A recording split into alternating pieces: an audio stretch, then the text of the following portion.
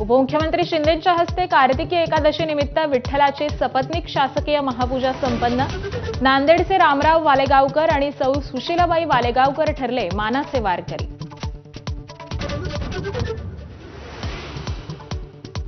पुण्यात आंदेकर कोमकर टोळी युद्धातून रिक्षाचालक गणेश काळेची हत्या। मृत रिक्षाचालक आंदेकर टोळीतील सदस्याचा भाऊ। 4 आरोपींना अटक। रत्नागिरीसह कोकणाच्या अनेक भागात पावसाची जोरदार हजेरी। भातशेतीचं नुकसान होण्याची शक्यता। आंबा काजूचा हंगाम लांबण्याचा अंदाज।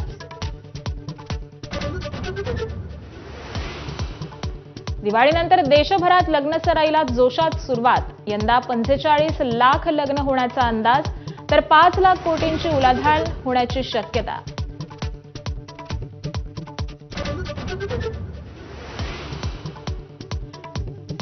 हरमनप्रीतची वुमन टीम इंडिया आज दक्षिण आफ्रिकन टीमशी भिडणार। डी.वाय. पाटील स्टेडियमवर वनडे विश्वचषकाचा अंतिम सामना। पहिल्या विजेतेपदाची भारताला आस।